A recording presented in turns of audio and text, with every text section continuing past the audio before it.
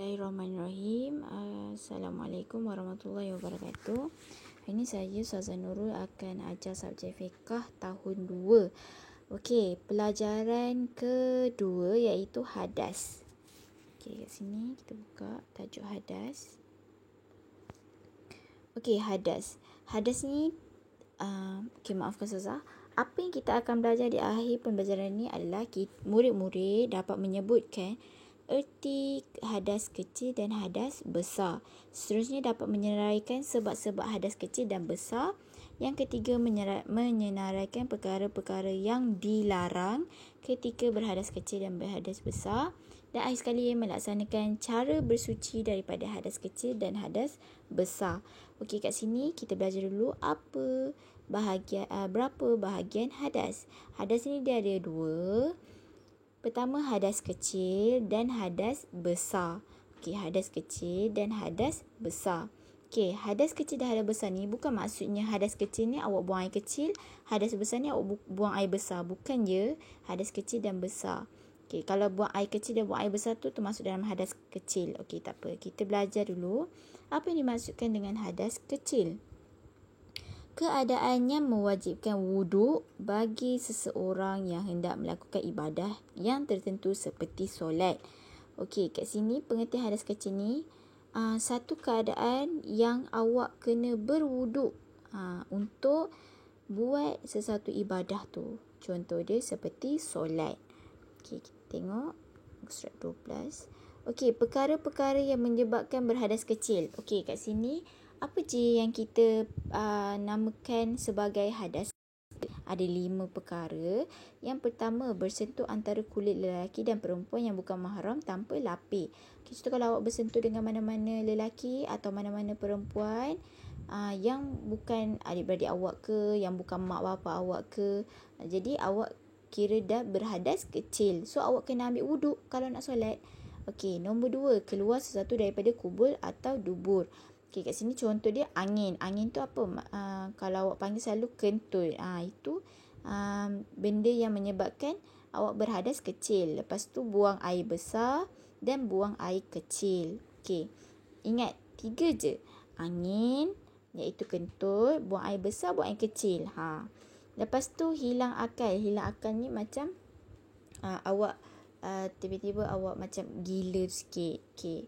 Yang nombor 4, tidur yang tidak tetap kedudukan punggung. Okay, kiranya bila awak tidur tu, sebenarnya awak nak tidur lepas maghrib kan, untuk tunggu isyak. Tapi awak tidur guling-guling. Jadi awak tak tetap punggungnya. Itu pun menyebabkan berhadas kecil. Jadi kalau awak nak solat isyak waktu tu, awak kena ambil wuduk semula. Okey. Dan akhir sekali menyentuh kemaluan dengan tapak tangan. Maksudnya tak ada berlapik lah. Kalau ada kain, baju atau seluar ke tak apa. Tapi kalau awak tak pakai seluar atau awak pegang kemaluan awak, dah kira batal wuduk tu. So awak kena ambil wuduk semula. Kiranya awak ada hadas kecil. Okay, ingat 5 perkara tu. Surat 13. Okey, seterusnya perkara yang dilarang ke atas seorang yang berhadas kecil. Okey, bila contoh awak terpegang tangan kawan awak yang lelaki, terpegang tangan kawan awak yang perempuan, awak tak boleh nak solat. Awak kena ambil wuduk dulu baru boleh solat semula. Tak boleh memegang Al-Quran, kena ambil wuduk dahulu baru boleh pegang Al-Quran. Seterusnya tawaf dan sujud syukur. Okey. Pergi muka surat seterusnya 14. Okey, cara bersuci daripada hadas kecil adalah berwuduk. Okey, contoh awak ada hadas kecil, tiba-tiba awak dah terkentut. Macam mana awak nak solat semula? Mestilah perlu kepada berwuduk. Awak ambil wuduk balik, jadi awak dah boleh solat, awak dah boleh baca Quran, awak dah boleh menyentuh Al-Quran, awak dah boleh tawaf, awak boleh sujud tilawah. Okey. Seterusnya kita masuk hadas besar. Okey, hadas besar ni bukannya benda tu besar. Hadas besar ni benda yang mewajibkan atau keadaan yang mewajibkan mandi. Awak kena mandi. Awak tak boleh ambil wuduk macam tadi. Hadas kecil tu kena ambil wuduk je kan. Bila hadas besar awak kena mandi. Bagi seseorang yang hendak melakukan ibadah seperti solat dan membaca Al-Quran.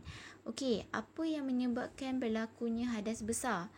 Kalau macam kentut, buang air kecil, buang air besar tadi adalah daripada hadas kecil. Lepas tu bila perkara-perkara yang kita akan belajar ni yang menyebabkan berlakunya hadas besar. Okey, kat sini tengok yang pertama, keluar darah haid. Okey, bagi yang perempuan, diorang akan keluar darah haid. Seterusnya keluar darah nifas, ini pun perempuan juga. Bersetubuh atau melakukan hubungan jenis. Kat sini lelaki dan perempuan boleh dapat hadas besar dengan bersetubuh. Okey, seterusnya melahirkan anak atau keguguran dan akhir sekali keluar air mani. Okey. Seterusnya, maafkan Saza. Sekejap. Okey, perkara yang dilarang ke atas orang yang berhadas besar.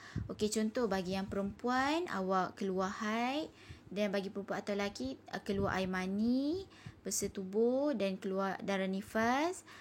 Apa benda-benda yang awak tak boleh buat bila awak berhadas besar? Okey, contohnya perkara-perkaranya adalah solat fardu atau solat sunat. Okey, apa-apa solat awak tak boleh buat. Awak kena habis, contoh kalau bagi yang perempuan, awak keluar haid, bagi habis dulu darah haid tu, mandi wajib, baru boleh solat. Seterusnya berhenti atau duduk di dalam masjid. Tak boleh duduk dalam masjid. Seterusnya membaca, menyentuh atau membawa Al-Quran. Okey, tapi melainkan kalau awak dah hafal, contoh macam awak hafal surah Al-Fatihah, surah 3 kul ke, awak boleh baca. Tapi kalau awak nak pegang Quran, nak membaca melalui Al-Quran tu, tak boleh. Awak kena mandi wajib dulu, baru boleh membaca, menyentuh atau membawa Al-Quran. Okey, berpuasa bagi perempuan yang haid dan nifas. Okey, berpuasa pun tidak dibenarkan bagi perempuan yang haid dan nifas. Tawaf di Baitullah dan beriktikaf di dalam masjid. Okey, seterusnya bersuci daripada hadas besar. Okey, macam mana kita nak bersuci daripada hadas besar? Macam mana kita nak solat kalau kita ada hadas besar? Kita boleh mandi wajib. Okey, mandi wajib ni kita akan belajar pada pelajaran yang akan datang. Jadi setakat tu sekadar itu saja yang Ustazah akan bagi tahu. Okey, kita bersuci daripada hadas besar adalah dengan mandi wajib. Okey. 18. Okey, seterusnya aktiviti Ustazah nak minta awak untuk buat buku aktiviti tajuk ini saja. Okey, seterusnya, tahukah anda antara hikmah mandi wajib adalah menyegarkan tubuh badan, mengembalikan kecerdasan minda dan menyucikan hati. Okey, amalkan segera membersihkan badan apabila terkena najis, segera mandi wajib apabila berhadas besar. Okey, ini tak boleh lambat-lambat lah. Awak kena sentiasa alert lah kalau awak keluar haid,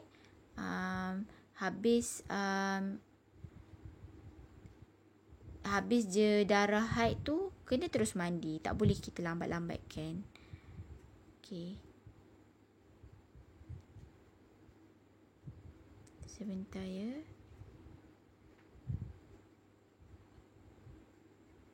Okey, ni dah masuk tajuk mandi wajib. Okey, setakat ni itu sahaja daripada Ustazah. Kita akan sambung pelajaran mandi wajib pada pelajaran yang akan datang.